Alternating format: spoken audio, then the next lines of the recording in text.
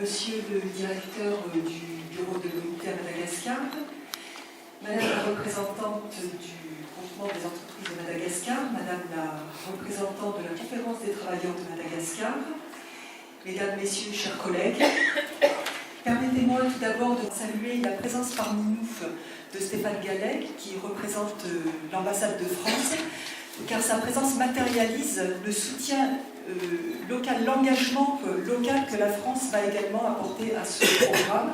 Et je pense que vous pourrez localement compter sur lui pour la mise en œuvre de ce programme. Le programme gouvernance, que le gouvernement français appuie à travers l'accord de partenariat qu'il a conclu avec le BIT, est particulièrement ambitieux puisqu'il vise à aider à la sortie de l'économie informelle. Alors, quelques mots sur cet accord de partenariat. C'est un accord qui encadre la contribution volontaire française à l'Organisation internationale du travail depuis 1999.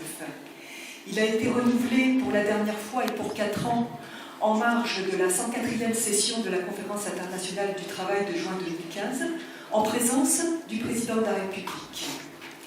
Ce sont près de 12 millions d'euros que le ministère chargé du travail français met à travers lui le soutien de l'action du BIT et 2,7 millions, plus précisément, pour le programme gouvernance. Cet accord de partenariat s'articule sur plusieurs volets, à la fois des programmes de coopération spécifiques et un appui à des modalités d'action plus larges du BIT. À travers cet accord, ce sont plusieurs programmes phares du BIT qui sont soutenus. Le programme international pour l'abolition du travail des enfants et le travail forcé, la mise en œuvre des socles de protection sociale, l'initiative mondiale pour une action préventive dans le domaine de la sécurité et de la santé au travail. L'accord appuie également le soutien aux pratiques responsables des entreprises en ciblant les entreprises francophones.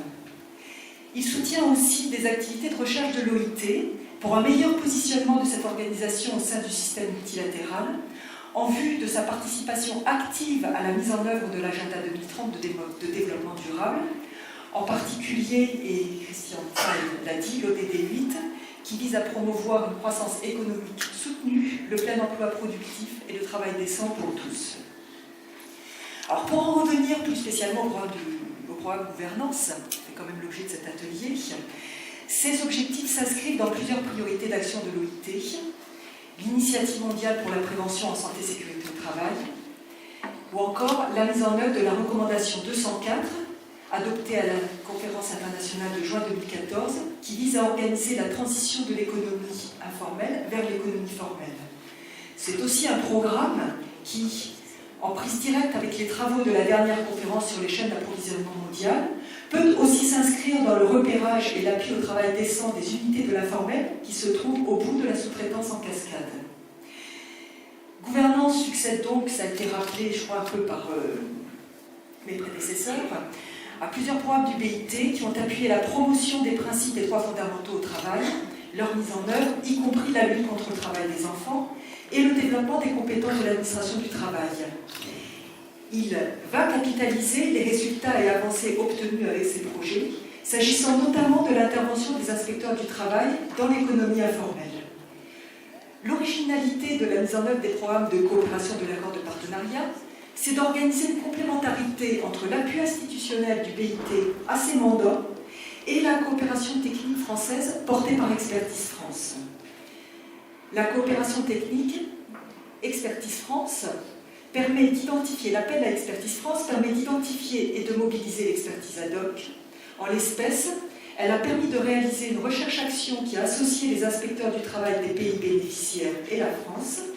Recherche-action qui a conduit à élaborer un outil méthodologique d'approche des situations de travail dans l'économie informelle. Cet outil, élaboré par et pour des acteurs de terrain, a en particulier fait l'objet d'expérimentation ici, à Madagascar, dans sa phase de finalisation. Madagascar inaugure donc aujourd'hui le premier des ateliers nationaux qui vont être organisés dans les pays bénéficiaires du programme pour y déployer l'outil qui sera complété par d'autres instruments avec le souhait de développer une boîte à outils. Ceci pour mieux appuyer les administrations et l'inspection du travail et inscrire leur action dans la durée avec l'intégration de l'action dans les très petites et moyennes entreprises, y compris de l'informel, dans leur plan stratégique. L'objet de vos travaux, tant lors de cette séance plénière d'aujourd'hui que pendant la réunion sur le guide d'intervention demain, permettront d'échanger sur les méthodologies d'intervention et d'identifier les secteurs à prioriser dans le cadre du projet gouvernance.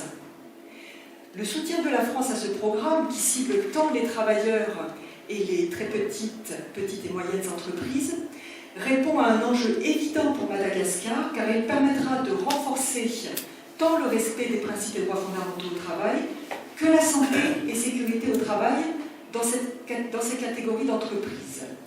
Sur ce point, la prise en compte de l'économie informelle est d'une grande pertinence. Nous comptons donc sur votre soutien actif à toutes et tous pour que ce projet soit un succès. Et je me tourne tout particulièrement vers vous, mesdames et messieurs les partenaires sociaux, car votre appui sera essentiel pour permettre de sensibiliser, informer et accompagner les travailleurs concernés, pour leur permettre, au moins dans un premier temps, de sortir des situations de travail particulièrement dangereuses et insalubres et de progresser ainsi sur le chemin du travail décent.